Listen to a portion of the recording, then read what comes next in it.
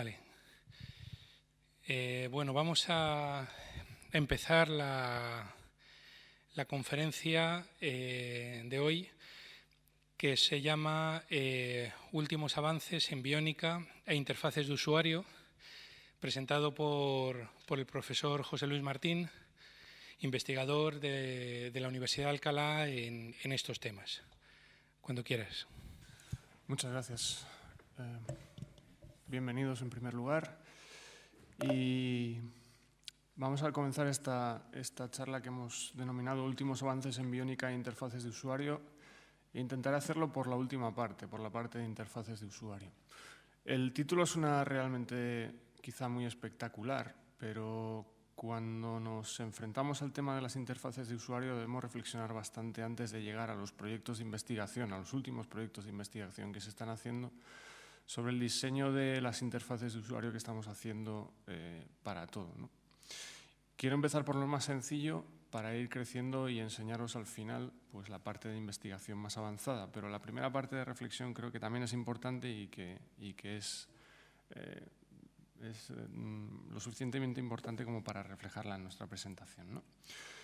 Muy rápidamente, en cuanto a la terminología que escucharemos o que escucharéis utilizar al respecto de este tema, pues llamamos interfaz de usuario a la puerta que tienen las cosas con las que trabajamos, con las que nos entretenemos, y aquí vamos a hablar de la interfaz de nuestro programa, de nuestra aplicación de ordenador, de nuestra aplicación de móvil, de nuestro móvil, de cualquier cosa.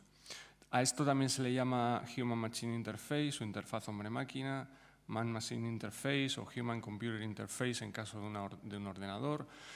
Dependiendo de si estamos en el entorno industrial, si estamos en el entorno del entretenimiento, normalmente se utilizan más unos términos que otros, pero el genérico en este caso normalmente es el de interfaz de usuario. Si nos fuéramos a la REA a buscar la definición de interfaz para tratar de ser pues muy exactos, ¿no? En lo relacionado a la informática, una interfaz es una conexión física o lógica entre una computadora y un usuario, o entre una aplicación y un usuario, entre un sistema operativo y un usuario, ¿no? Entonces me gustaría poneros algunos ejemplos de entrada para que luego reflexionáramos un poco sobre cómo podemos adaptar estas interfaces de usuario a las necesidades de cada usuario. Esto es una interfaz de usuario. Es la interfaz de usuario que se encontraría un maquinista de tren allá por 1900 y pico. Evidentemente no es una interfaz de usuario muy amigable. Requiere un esfuerzo físico probablemente, requiere unas determinadas condiciones, requiere unos conocimientos y es compleja de utilizar, difícil de memorizar y no puede enfrentarse a ella cualquier persona. Nada que ver con lo que nos encontraríamos ahora en un tren de alta velocidad. Esto es una interfaz de usuario también. Pero es que esto también es una interfaz de usuario.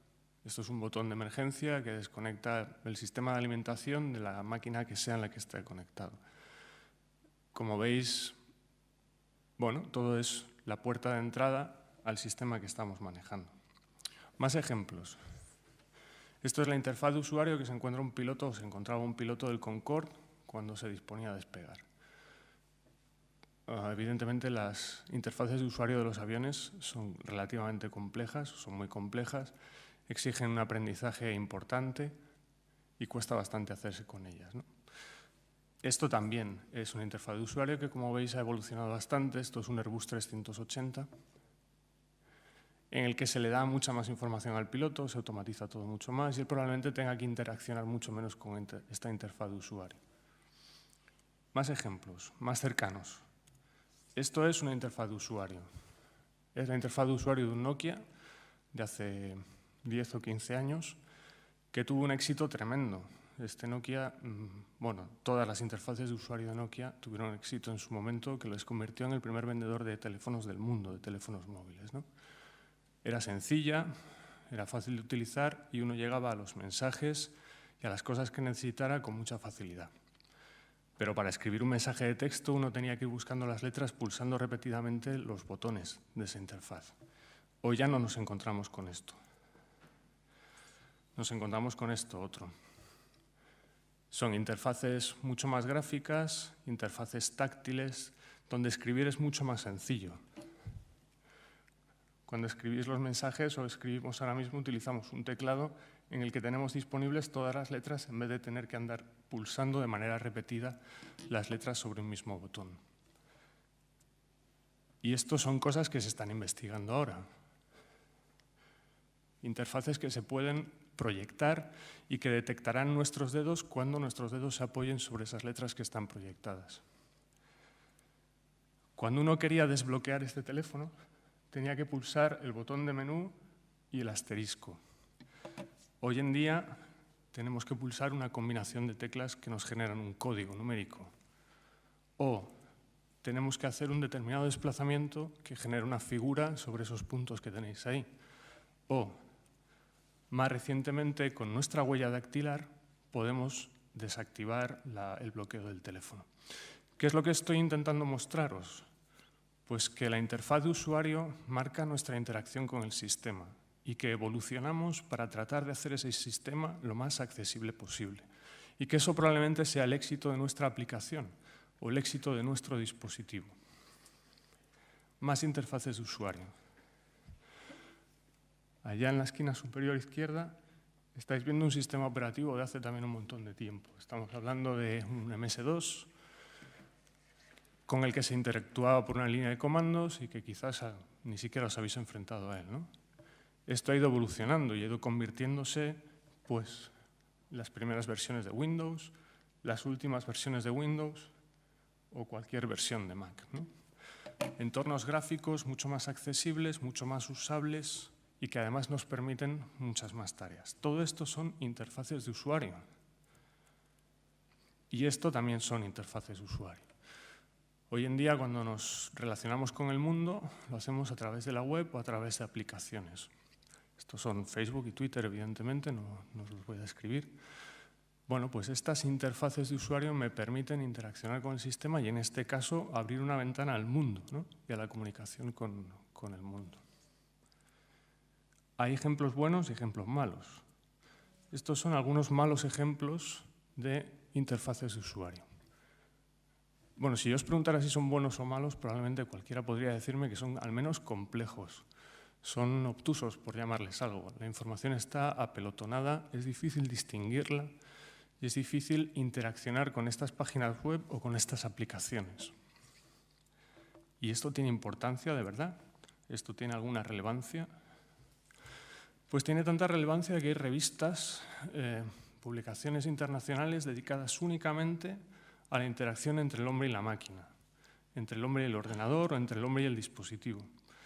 Y son la clave del éxito o el fracaso empresarial en muchos casos. No siempre triunfan las mejores interfaces ni fracasan las peores, pero sí que en el mercado actual, con la competencia a la que nos estamos enfrentando, que un usuario entre una aplicación en una página web o acceda a un programa o a un sistema operativo o a un teléfono de manera sencilla, intuitiva y no le cueste recordar los pasos que tiene que dar para llegar a determinados sitios es la clave de su éxito.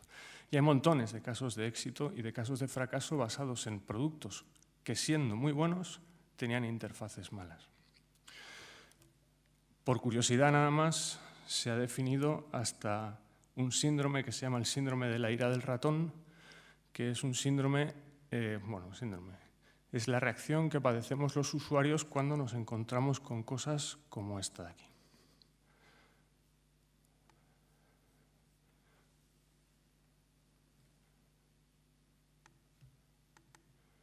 Esto es una página web en la que se pone determinada información de determinada manera.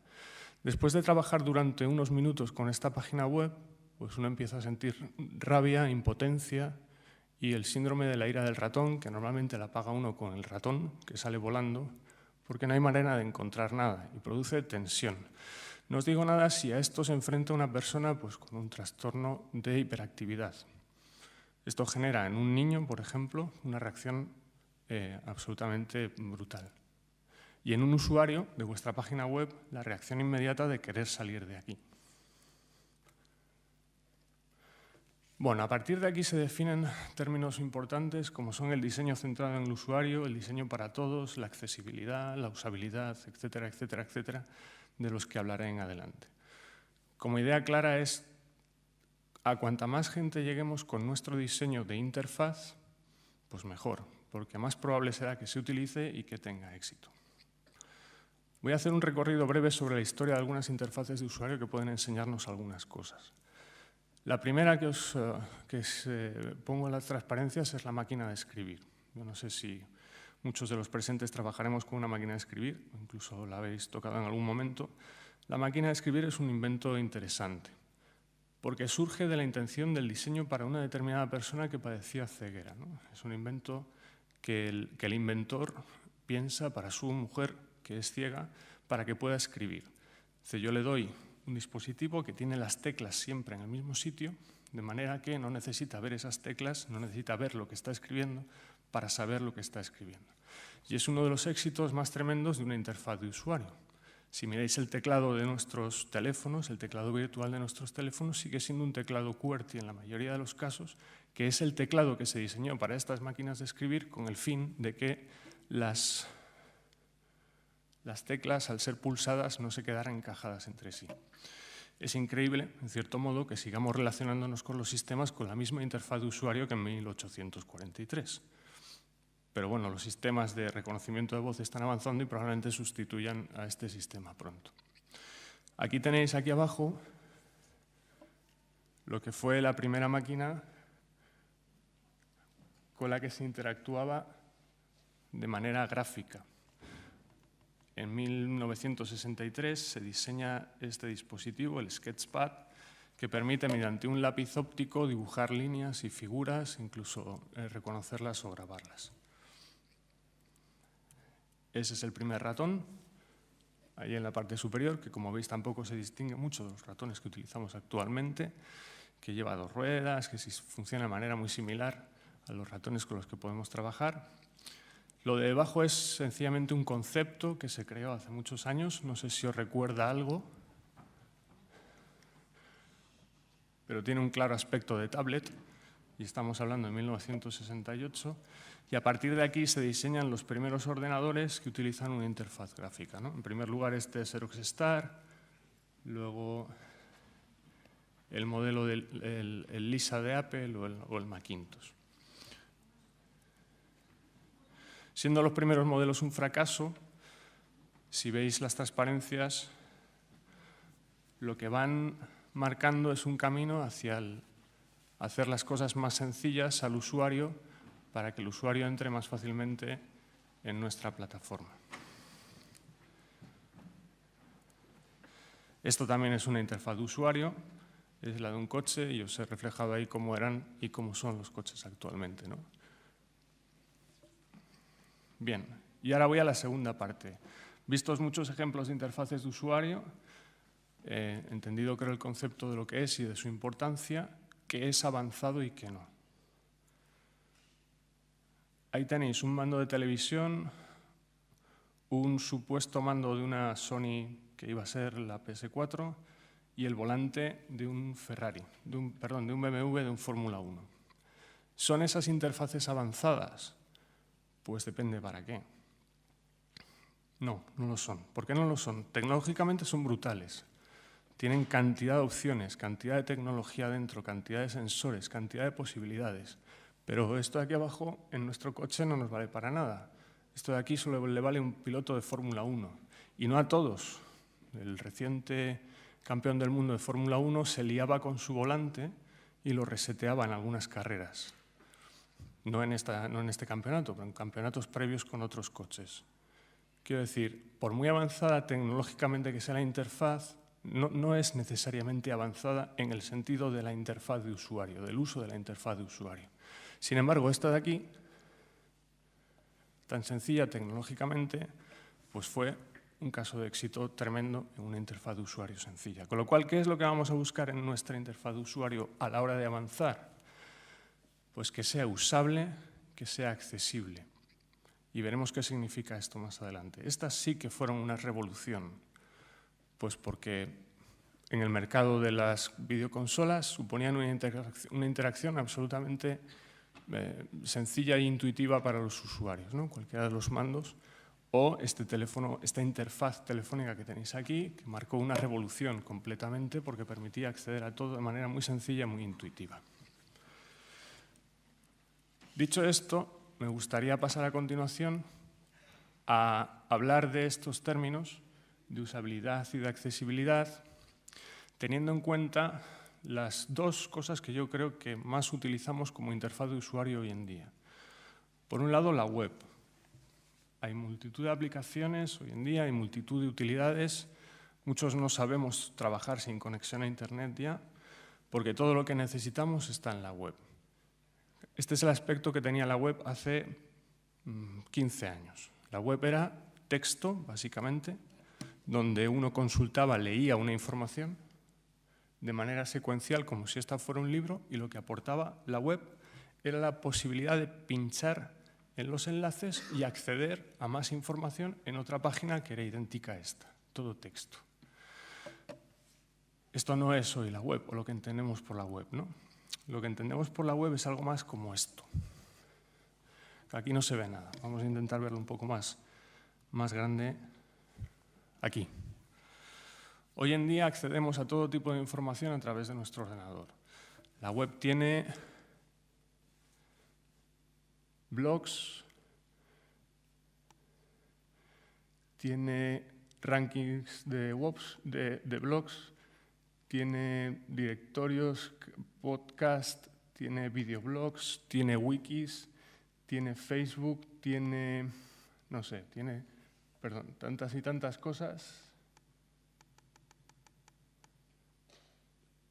Tiene vuestro correo electrónico, tiene las entradas del teatro, tiene vuestros datos de la cuenta bancaria, tiene absolutamente todo. Yo no sé si vosotros lo consultáis o no, pero esto es la web hoy en día. Es una ventana absolutamente al mundo. Ahí tenéis todas las enciclopedias. Nosotros en casa hace muchos años teníamos una enciclopedia allí en 12 volúmenes. Pues aquí tenéis millones de volúmenes de información. Tanta que es imposible de consultar. Cualquier cosa que necesitéis esté aquí. Pues la interfaz de esto es la clave para poder acceder a esa información. Si la interfaz es mala, no vais a poder acceder a esa información. Si la interfaz es buena, lo haréis de manera rápida, intuitiva y sencilla. Y la segunda parte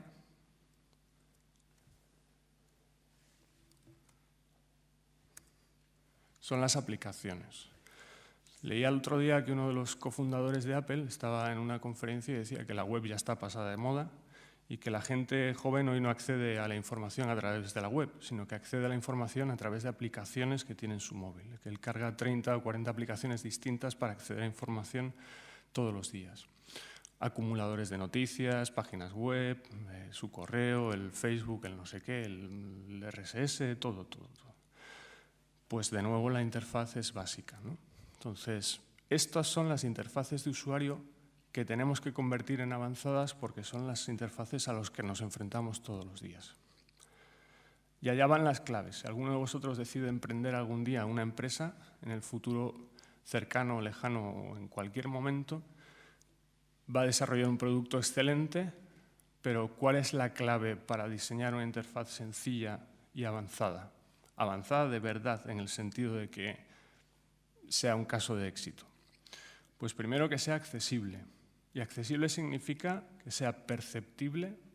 Perceptible es que todo el mundo la vea y que todo el mundo la pueda percibir. Y que si mi página está llena de colores, que no se diferencian las letras del fondo, es muy bonita, es muy variada, tiene 256 colores distintos, pero el usuario no la ve, no la percibe, porque no es capaz de distinguir lo que es letra de lo que es fondo, pues no vale de nada. Tiene que ser operable, tengo que poder operar con ella. Si necesito dar a 4 botones a la vez para generar una acción, no es operable.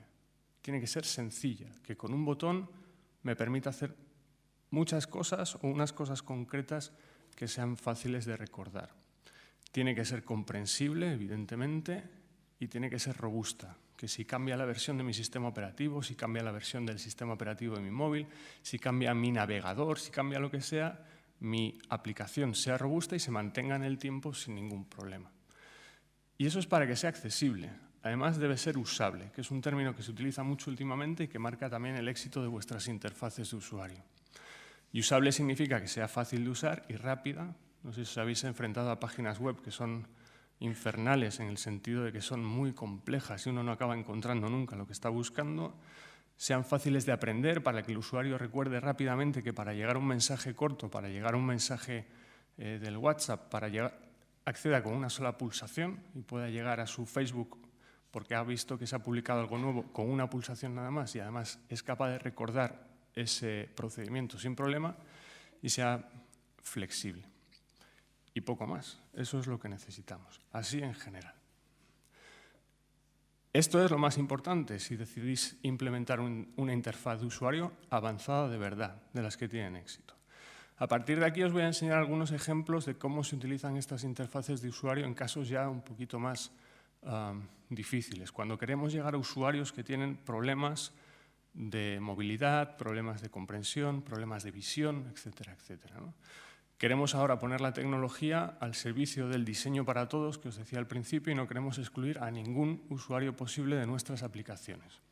Y os voy a enseñar cómo se han utilizado de manera realmente novedosa pues, algunos elementos que tenemos a nuestra disposición en el día a día y luego os voy a enseñar algunos proyectos de investigación avanzados en cuestiones de interfaces. De esas interfaces avanzadas que os decía antes, pues en mi opinión avanzadas, pues estos elementos, estos accesorios de nuestras videoconsolas se han convertido en muchos casos en interfaces para otras cosas que no estaban pensadas, ¿no? El Wii Remote, el mando de la Wii, que ahora se llama Wii Plus, me parece, Wii Remote Plus, llevando unos sensores muy sencillos, unos acelerómetros, unos giróscopos, unos emisores de infrarrojos, pues es capaz de permitirnos, por ejemplo, ¿qué? Pues diseñar interfaces como esta de aquí. Y entro ya en proyectos de investigación. Tenemos a una persona que ha sufrido un accidente, que tiene una movilidad reducida en un brazo y que tiene que realizar un entrenamiento con su brazo. Entonces, todos los días tiene que irse al centro de salud, al hospital, tiene que esperar allí, tiene que ponerse a hacer unos ejercicios con un terapeuta porque tiene una máquina allí especial que le permite hacer esta rehabilitación. O puede coger esta interfaz de usuario tan sencillita, que es el mando de la Wii, y puede utilizarla en su casa con un montaje muy sencillo.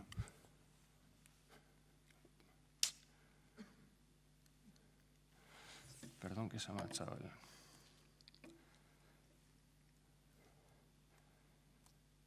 Ahí. Pues no quiere salir.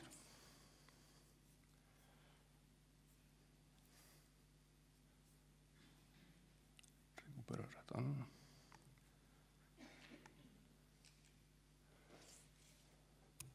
Aquí.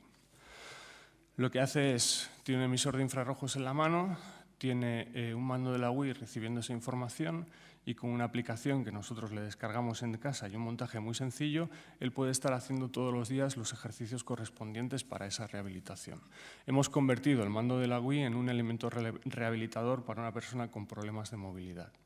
Y esto es, en el caso de este mando, de esta videoconsola, una constante que podéis encontrar en multitud de artículos de investigación. Hay muchísima gente que ha utilizado este mando tan sencillito que en principio estaba pensado para jugar con una videoconsola, porque tiene unos sensores muy sencillos que hoy, por cierto, ya integran todos nuestros teléfonos móviles, pero en su momento no era así, que le permitía localizar pues, la posición de la mano, la posición de un pie o la posición de un artefacto que conectamos que nos adherimos a un brazo de manera muy sencilla y muy rápida. Entonces, se han implementado juegos, algunas arquitecturas específicas para que la persona pueda agarrar el mando y apuntar con ese puntero que veis ahí a un determinado target, una determinada diana, para evaluar pues, la amplitud de su movimiento, evaluar los temblores que se producen al realizar ese movimiento y poder desarrollar técnicas de rehabilitación con esa persona de manera sencilla y rápida.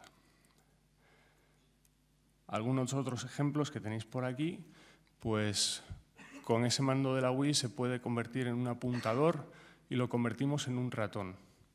Y una persona que tiene problemas para moverse con un ratón, pues puede estar apuntando a la pantalla con ese mando. Podemos además registrar los movimientos que está realizando y evaluar pues, su movilidad y su proceso de recuperación.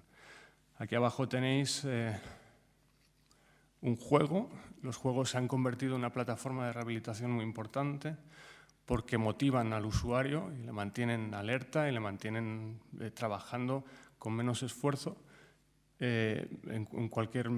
Bueno, en multitud podría contar cantidad de sitios donde se están utilizando los juegos para temas de rehabilitación. Bueno, pues en este caso uno se convierte en un avatar, puede desarrollar una serie de partidas que le hacen hacer una serie de ejercicios y todo lo que tiene que utilizar es ese mando de la Wii. Y esta sería la nueva máquina de escribir basada en el mando de la Wii que le permite al usuario escribir sin más que hacer unos gestos que pueden ser muy amplios. Igual una persona no tiene la firmeza en el movimiento suficiente como para escribir una letra pequeña en un determinado sitio o no tiene la posibilidad, digamos, no tiene la capacidad motriz para pegarle a la tecla adecuada para ir escribiendo el texto que quiere escribir. Sin embargo, sí que puede hacer grandes movimientos con el brazo, de manera que con el mando de la Wii y ese código puede ir escribiendo en pantalla y aunque tenga ciertos temblores o cierta dificultad a la hora de moverse, puede escribir en su máquina de escribir igual que nosotros lo hacemos en nuestro teclado. Algunos ejemplos. Son interfaces de usuario distintas, adaptadas, pero muy sencillas y cuando veáis los últimos ejemplos, que veáis casos de proyectos de investigación extremadamente avanzados, extremadamente complicados, pues muchos de ellos no resuelven el problema con la facilidad que lo está haciendo el mando de esta Wii.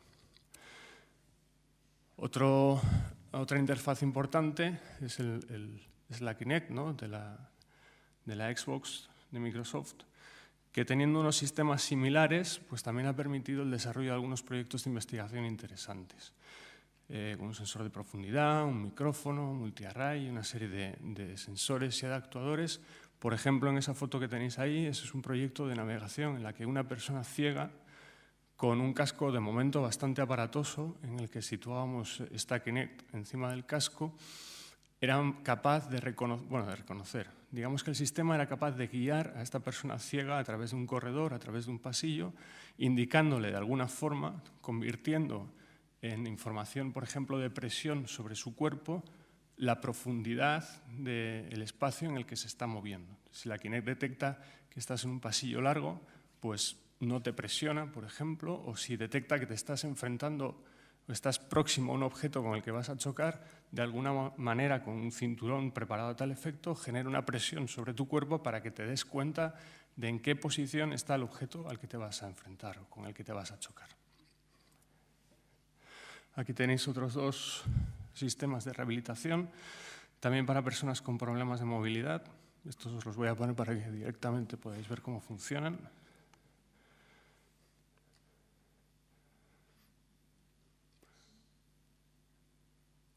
Veis cómo el sistema reconoce la posición que está adoptando el usuario y le va poniendo objetos que tiene que tocar para poder destruir. Es un juego en el que va a ir colocando esos objetos en distintas posiciones para motivar que el usuario se mueva y, en el caso de una persona con movilidad reducida, pues se entrene y recupere movilidad. A medida que va avanzando en el juego, irá situando más objetos más cercanos entre sí, más pequeños, en posiciones más alejadas, para ir entrenando a la persona e ir avanzando en esa recuperación. Está avanzando por un túnel y recogiendo piedras preciosas.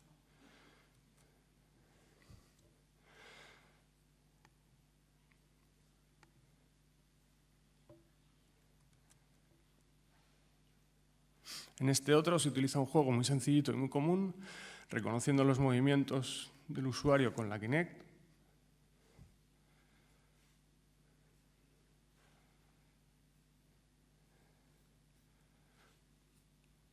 A ver si le doy.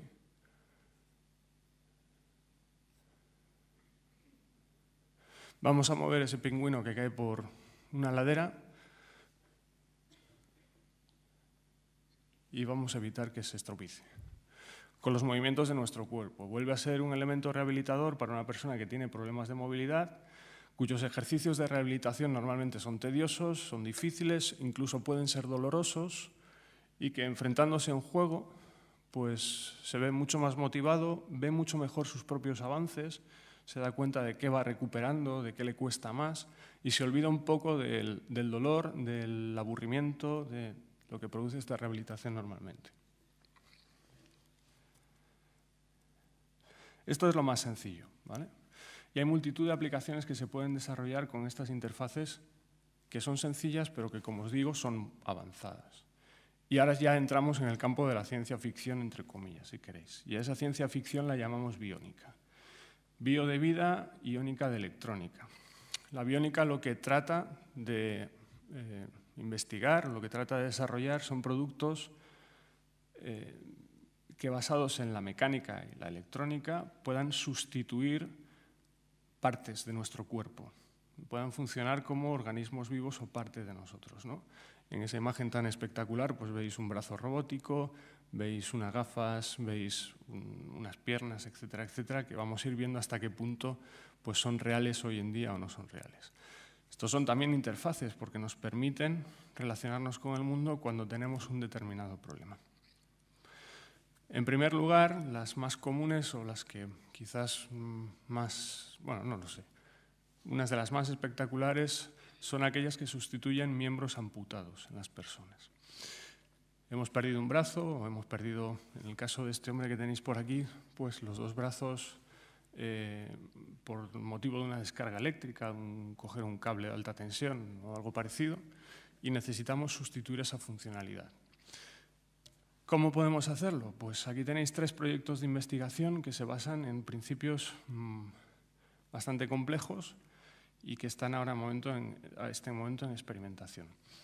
Se basan primero en una capacidad de nuestro cerebro muy importante, que es la plasticidad de nuestro cerebro. Nuestro cerebro aprende a hacer cosas, pero es capaz de reaprender, y es capaz de reaprender a lo largo de toda su vida.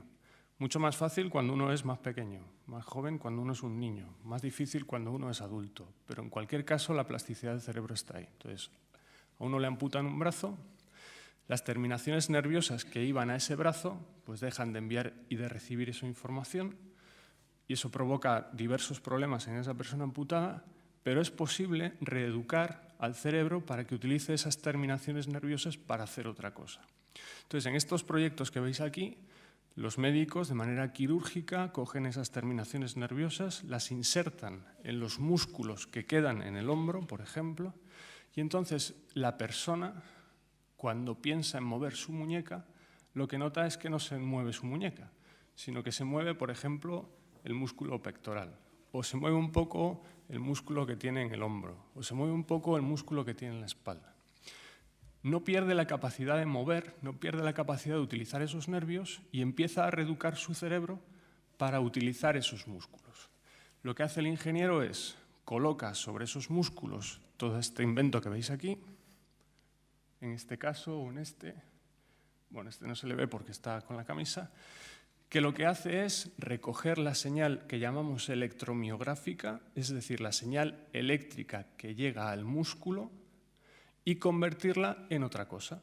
¿En qué? Pues en el giro de la muñeca mecánica que veis ahí, o en la extensión o la recogida de ese brazo mecánico que veis ahí. Entonces la persona piensa en mover su antigua mano y resulta que se empieza a mover esa mano biónica, esa mano electromecánica. Y vais a ver algunos ejemplos de cómo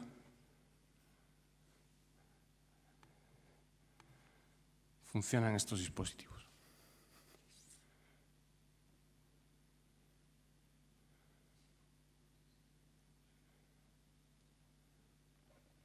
Acostumbrados a ver robots y películas de ciencia ficción, quizás esto os parezca sencillo, pero no lo es en absoluto.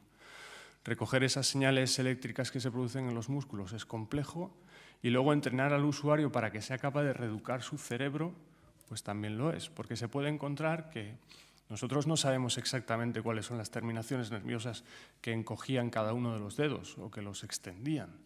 Entonces el usuario se puede encontrar que ahora cuando piensa en extender aquellos dedos que él tenía en su brazo amputado, pues lo que hace es recoger un brazo o extender un brazo electromecánico. Y ahí es donde entra el tema de la plasticidad del cerebro.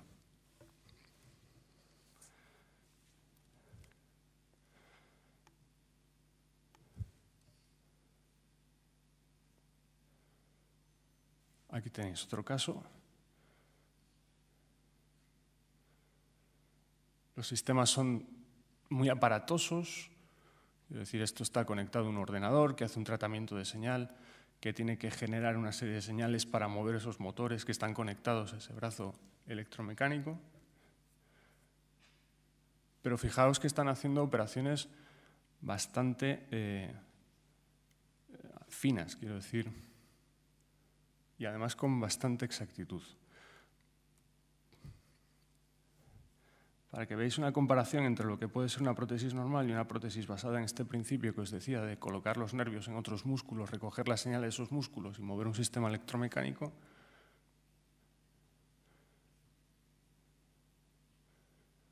pues aquí tenéis un ejemplo de una prótesis normal y de una prótesis avanzada de este tipo, de interfaz avanzada.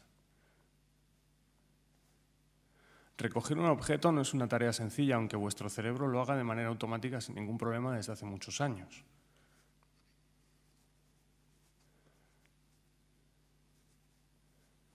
Cuesta aprender, cuesta reeducar al cerebro, pero esta persona que de otra forma no tendría ninguna posibilidad de coger estos objetos, pues los está cogiendo, los está manejando.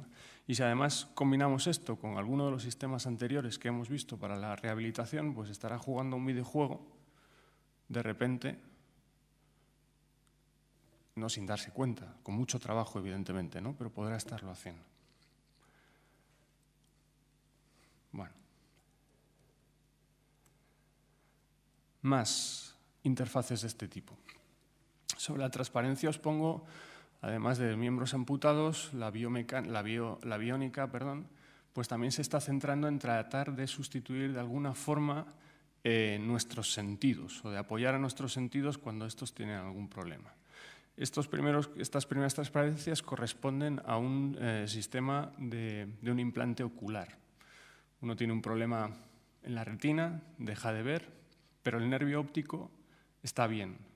O puede ser que el nervio óptico también esté mal, pero su cerebro, la zona visual de su cerebro está bien. ¿Qué podemos hacer? Pues esto es un ejemplo de un implante ocular.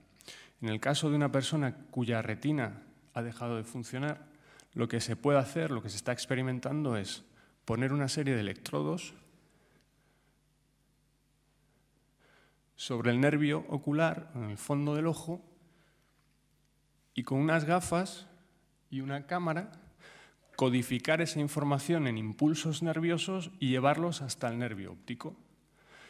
Y excitar ese nervio óptico con unas señales eléctricas para que el usuario pueda ver, distinguir de alguna forma el entorno en el que se sitúa, los objetos con los que puede chocar. Vaya por delante que nada de lo que hacemos en biónica sustituye lo que hace la naturaleza. Es decir, nada de lo que nosotros podamos poner aquí funciona mejor que un ojo real. La imagen que puede llegar a generar un sistema de este tipo pues tendría esta pinta. ¿De acuerdo? Y además supone la implantación en nuestra retina de un objeto, una serie de microelectrodos. Cuando la luz impacta en nuestra retina, está excitando miles de células. Cuando esta cámara codifica la información, excita el nervio óptico con un puñado de electrodos. No puede ser lo mismo, la información que recibe nuestro cerebro no es comparable, ¿no? Lo mismo ocurre en el caso, por ejemplo, de un implante coclear, que es otro sistema biónico mucho más común, y que seguramente por la calle os podéis haber cruzado con una persona que lleva este tipo de implante. En el funcionamiento de nuestro oído a veces puede fallar la cadena de elementos que lleva la vibración del aire desde nuestro tímpano hasta la cóclea. En la cóclea, en nuestro oído profundo, lo que hay es un líquido al que llega esa vibración. Entonces, la vibración del sonido llega al tímpano, luego a los huesecillos, luego a la cóclea, y en ese líquido esa vibración se transmite y lo que hace es mover un montón, unos miles de pelillos que hay puestos en la pared de la cóclea. Cada uno de esos pelillos, al vibrar, genera una señal eléctrica que lleva al nervio auditivo. Y nuestro cerebro, que es probablemente una de las máquinas más complejas con las que nos podemos encontrar, integra toda esa información de unos 20.000 pelillos de estos que os digo y genera un sonido, o nos hace sentir un sonido.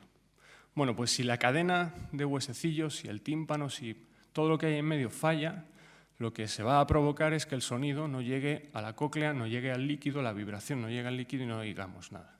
¿Qué es lo que hace un implante coclear? Pues lo que hace básicamente es coge el sonido en el exterior, aquí con un receptor, lo procesa, un ordenador lo procesa y lo introduce directamente en nuestra cóclea, aquí dentro, donde igual que antes han colocado, los ingenieros han insertado, han implantado un hilillo con un montón de electrodos. Pero claro, un montón de electrodos no son 20.000, igual son 20 electrodos. Esos electrodos, cada uno de ellos genera una señal eléctrica a una frecuencia distinta, genera un sonido en nuestro cerebro al excitar el nervio auditivo. El sonido no es el mismo, no os lo puedo reproducir aquí, pero evidentemente el sonido que oye una persona con un implante coclear no es el mismo. Pero es cierto que estos implantes están muy avanzados y permiten que estas personas se comuniquen. Mucho más cuanto más jóvenes les son implantados estos implantes cocleares. ¿Por qué? Porque la plasticidad de su cerebro es mucho mayor y su cerebro se acostumbra a estos sonidos y a diferenciar entre distintos tipos de sonidos mucho antes. Y son perfectamente capaces, muchos de ellos, de comunicarse. Estos son quizás los implantes cocleares los más comunes y los que están en el mercado y los que se pueden implantar con con su complejidad, pero que son reales, quiero decir. Lo que hemos visto anteriormente es todavía en fase de experimentación y lo que está en fase de experimentación, que ni siquiera os he reflejado aquí, es que cuando ya falla el nervio tenemos que ir directamente al cerebro. Entonces, esas señales eléctricas que generan nuestros sensores, bien codificando el sonido, bien codificando la imagen, van con unos electrodos directamente a la zona del cerebro donde se supone que se transmite la información visual o la información auditiva. Y nuestro cerebro, con su plasticidad, tiene que interpretar esa información, lo que al final se convierte en sonidos muy básicos o en puntos de luz nada más, ¿no? Pero para personas que no ven nada o que no oyen nada, pues pueden ser una forma de comunicación interesante. Y sobre todo son el punto de partida de proyectos de investigación pues, más avanzados para el futuro. Finalmente, aquí en esta transparencia pues, tenéis el tema del tacto artificial. Tanto el tacto como el gusto son sentidos más complejos y el olfato con los que todavía no podemos actuar de manera biónica, pero que son importantes. Hay gente que no tiene sensación de tacto o, sobre todo, para completar esas prótesis que decíamos antes, cuando uno tiene una prótesis mecánica, si agarra un vaso y no tiene tacto, acabará rompiéndolo, porque no sabe hasta dónde tiene que apretar para sujetarlo suficientemente como para levantarlo y que no se caiga. Entonces, si aprieta demasiado lo romperá, si aprieta poco se le caerá. ¿Y cómo sabemos normalmente nosotros con qué fuerza tenemos que agarrar algo? Por el sentido del tacto. Y aunque lo tengamos integrado y ni siquiera nos demos cuenta, es el sentido del tacto el que está funcionando. Algunos brazos biónicos de los que os he enseñado antes lo que hacen es, con unos sensores de presión, detectar con cuánta presión estamos agarrando el vaso, la pelota, lo que sea que estemos haciendo, y transmitirnos esa presión a otra zona del cuerpo, con algún tipo de actuador. De manera que, si yo aprieto muy fuerte, algo me aprieta muy fuerte a mí en la espalda. Si yo aprieto flojo, algo me aprieta flojo en la espalda. De esa manera tengo información para coger ese vaso. Y el cerebro hace algo que es casi milagroso, entre comillas, y es que cuando se entrena mucho, esa plasticidad de la que os hablaba, le hace al cerebro olvidar que está sintiendo presión en la espalda. Y realmente el cerebro integra esa información dentro de esa mano biónica. Se olvida. Al principio tú lo que sientes es que te están presionando aquí. Y luego te olvidas y tu cerebro integra esa información y dice, está cogiendo un vaso, tengo que apretar con tanta fuerza. Y se olvida de la espalda. Evidentemente eso, se cuenta, es casi ciencia ficción, necesita mucho entrenamiento y hay personas, hay usuarios que nunca llegan a controlarlo bien y hay otros que lo controlan fácilmente desde el principio. Y dos cuestiones más antes de acabar, yendo cada vez más arriba en la ciencia ficción. Hay personas cuyo sistema motriz tiene una discapacidad importante y no se pueden mover en absoluto. Ahí ya no podemos accionar otros músculos, no podemos ejercer presión en otras zonas del cuerpo. La persona es consciente, pero no puede mover ni sentir pues, más allá de su cabeza, por ejemplo, ¿no? Hablamos de tetraplegias graves, etcétera, etcétera. ¿Qué hacemos en ese caso?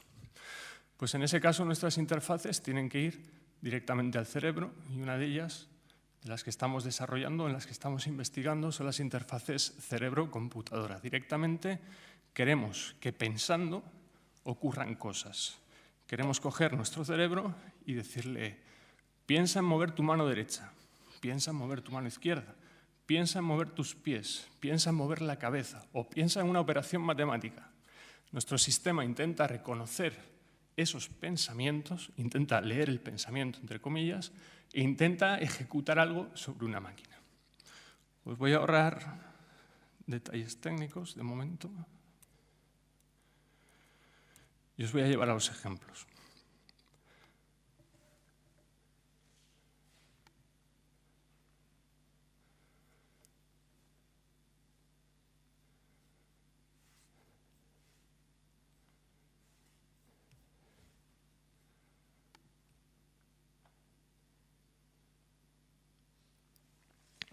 Una persona con una tetraplegia no se puede mover conscientemente, pero puede pensar.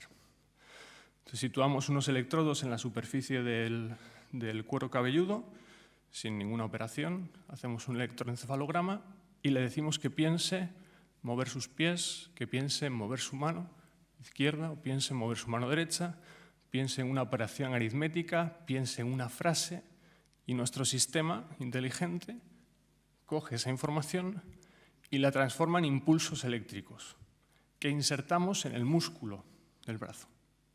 De manera que cuando él piensa, por ejemplo, en mover su mano derecha, lo que hacemos es abrir los dedos. Cuando piensa en mover su mano izquierda, lo que hacemos es cerrarlos. Cuando piensa en los pies, lo que hacemos es levantar el brazo. ¿De acuerdo? Entonces, la máquina lo que está haciendo es interpretar, leer. Esto es mucho hablar.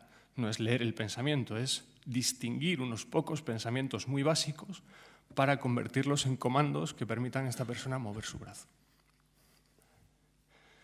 Y otro ejemplo.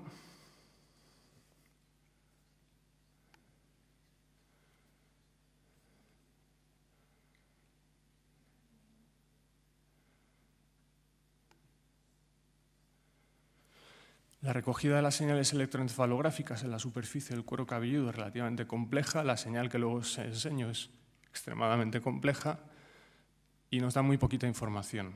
En algunos pacientes donde se obtienen los permisos médicos necesarios, lo que se hace es insertar electrodos dentro del cerebro. Esta mujer que está aquí, que habéis visto hace un segundo, supongo,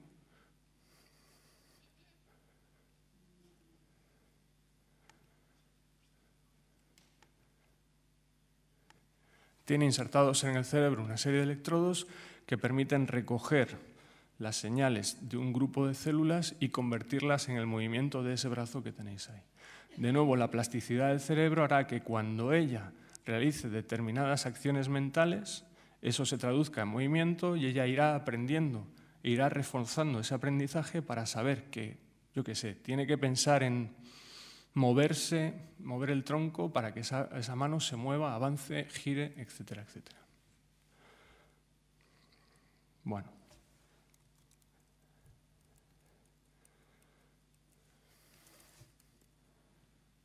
Este es el tipo de señales al que nos enfrentamos y estamos hablando de sistemas inteligentes de verdad. Bueno, de verdad, entre comillas. Todo esto siempre está entre comillas. Si alguno se ha preguntado para qué valen las matemáticas cuando está estudiando, porque no le ve utilidad, pues todo lo que hay detrás aquí son complejos algoritmos matemáticos que permiten que la máquina aprenda. Bueno, primero, algoritmos matemáticos que nos permiten recoger esa señal, que nos permiten extraer de esa señal la información útil que tiene. Cuando digo señal, es una señal eléctrica que proviene de un electrodo que hemos puesto en la superficie del cuero cabelludo. Recoger esa señal, tratarla, hacerle determinadas operaciones matemáticas para decir, pues aquí hay información. Ah, pues esta persona está pensando en mover la mano derecha. Ah, pues no, está pensando en mover la mano izquierda. Incluso operaciones matemáticas que nos permitan que los sistemas aprendan solos. Les damos un montón de señales y les decimos, estas señales corresponden al pensamiento mover mano derecha y estas señales pensamiento mover mano izquierda. Y el algoritmo matemático es capaz de aprender de manera que cuando le presentamos una señal nueva es capaz de distinguir si es de un tipo o es de otro. Pues para eso, entre otras cosas, valen y mucho las matemáticas. Finalmente, otro sistema parecido pues, podría ser el de la electrooculografía, detectando el movimiento de los ojos en personas con pues, dificultades motrices muy graves. El movimiento de los ojos también puede darnos información, y colocando unos electrodos sobre nuestra frente, alrededor de los ojos, somos capaces de extraer señales de este tipo que, tratadas convenientemente, también me permiten, por ejemplo, generar el movimiento de un ratón sobre una pantalla, hacer una selección de una aplicación, abrir una determinada aplicación o incluso escribir en una pantalla.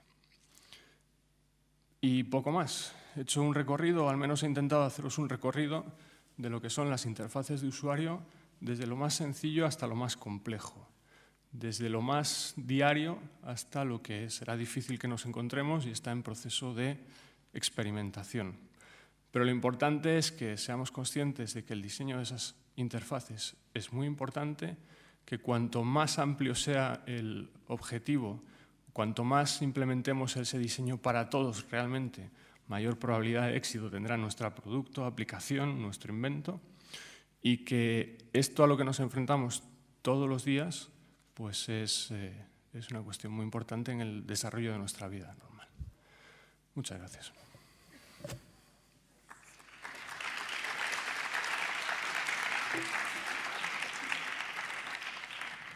Sí, si tenéis cualquier pregunta o consulta.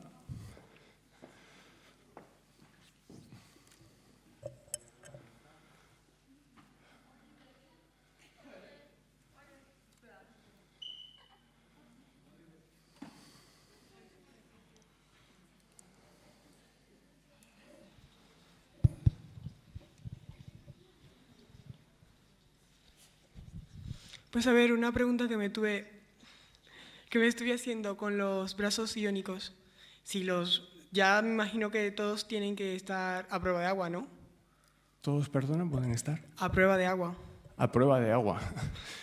Esos que habéis visto ahí, por ejemplo, no lo están, porque son elementos de experimentación que se prueban en un laboratorio y que no se sacan a la calle. Son proyectos de investigación que ahora mismo no se implantan realmente en una persona que va a la calle. O sea, que no están todavía aprobados para su utilización fuera.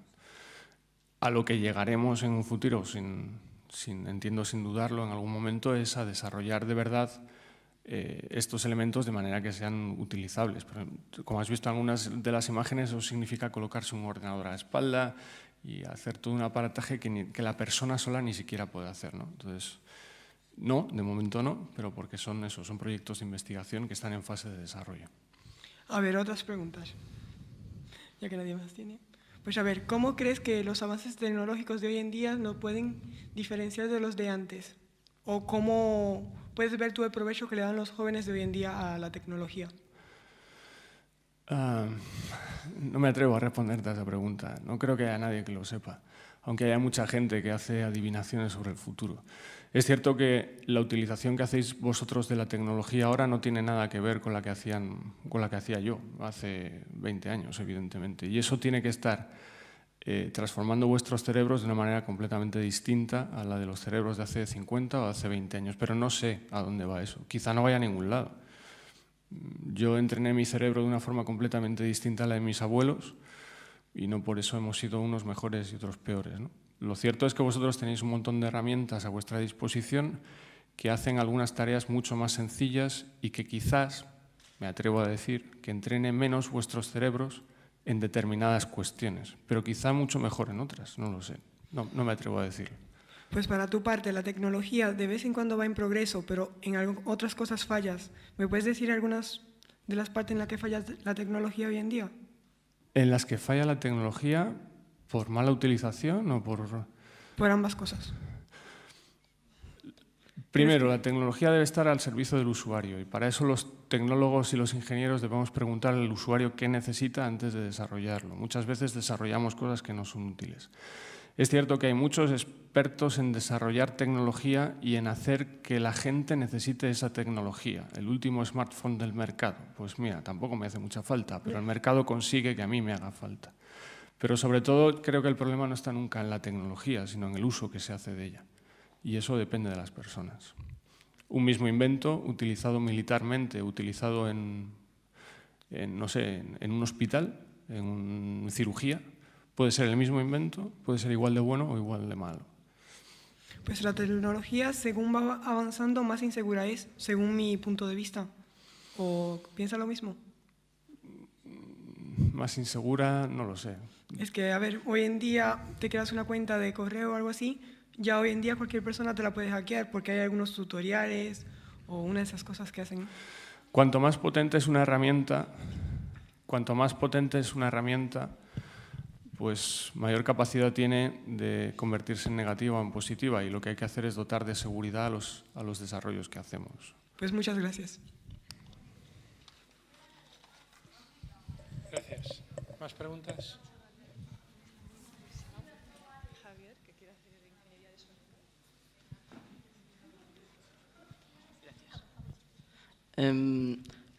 Refiriéndose, por ejemplo, a una persona discapacitada, ¿se podría aplicar la biónica para transmitir las señales de la médula a las zonas ya incapacitadas? Eso es un campo de investigación abierto en el que se están desarrollando muchas cosas, pero de momento no hay nada realmente implantable y real. Una de las posibilidades es lo que habéis visto en el vídeo de la persona que manejaba la mano con su cerebro. Nosotros podemos recoger las señales eléctricas del cerebro, y no solo del cerebro, sino de los músculos, por ejemplo, en una persona implantada, lo que veíais antes, y transmitirlos a otra zona del, por ejemplo, no puede mover la mano voluntariamente, pero tiene esa mano, tiene ese brazo, y yo puedo recoger las señales eléctricas que mueven el hombro y transmitirlas hasta la mano, ¿vale? O puedo recoger las señales en el cerebro y transmitirlas hasta la mano, ¿no? Evitando el paso por la médula. Pero son proyectos de investigación abiertos que todavía no están ni mucho menos en el mercado. Y luego se está trabajando mucho a nivel de biología básica en la recuperación de esa médula, en la implantación de células madre, de montones de pruebas que se están realizando para tratar de recuperar la conexión física eléctrica de la médula. Pero todavía no lo hay. Gracias.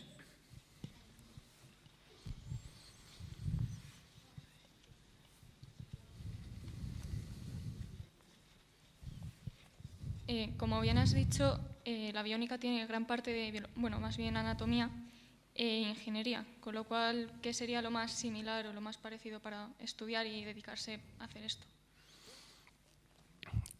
Bueno, es una buena pregunta.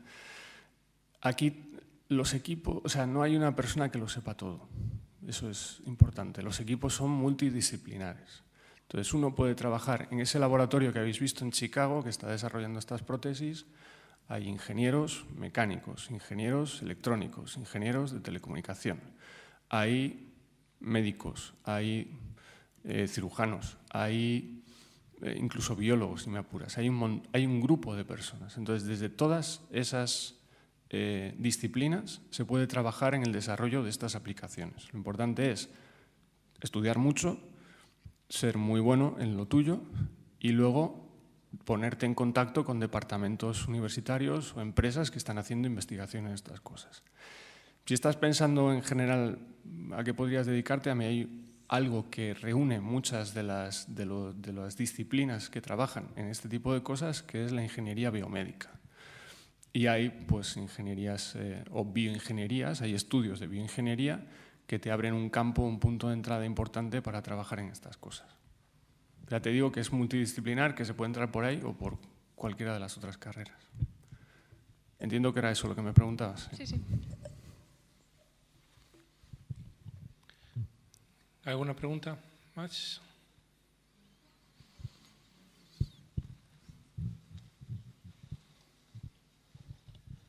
Buenos días. Estuve mirando por la página web de la universidad y hay unos cuantos grupos de investigación y me pareció ver un grupo de biorrobótica o biónica. Si está usted en ese grupo, me gustaría saber cuáles son sus investigaciones o sobre qué están investigando en estos momentos. Nosotros tenemos un grupo de ingeniería biomédica. Ese grupo de ingeniería biomédica está trabajando en distintas cosas. Está trabajando tanto en, en realidad virtual, en el uso de realidad virtual para el entrenamiento de cirujanos, por ejemplo. Está trabajando en telemedicina, que es otro campo completamente distinto en el que yo no he entrado, en el registro de temas de un análisis de sangre, de un análisis de glucosa y su transmisión al hospital para que el usuario no tenga que desplazarse hasta el hospital. Y concretamente yo en lo que estoy trabajando es en el tema de las interfaces cerebro-computador. Estamos grabando señales cerebrales e intentando interpretar esas señales cerebrales para convertirlas en comandos sobre un ordenador. Ese es el campo en el que yo investigo.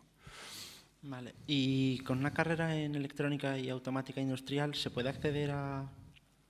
Bueno, ¿necesitaría otra carrera de biología o medicina para poder especializarme en este campo? No necesariamente. No necesariamente. Yo vengo del campo de la telecomunicación y he acabado trabajando en ingeniería biomédica. Lo que pasa es que es más difícil en el sentido de que tendrás que complementar esa formación tuya con un doctorado en el que se hagan temas de ingeniería biomédica. No es imposible. Ahora, si tú lo que quieres hacer es acabar trabajando en estas cosas, pues evidentemente puedes entrar por otras vías, pero no es imposible. Por supuesto que es posible. Gracias. Y el perfil en electrónica y automática industrial es ideal para el desarrollo de los brazos y de lo que es la parte más mecánica de eso. ¿Alguna pregunta más? Bueno, pues muchas gracias, José Luis. A vosotros. Y gracias a todos por asistir a la conferencia. Y con esto pues terminamos estos ciclos de conferencias que estamos dando. Muchas gracias a todos.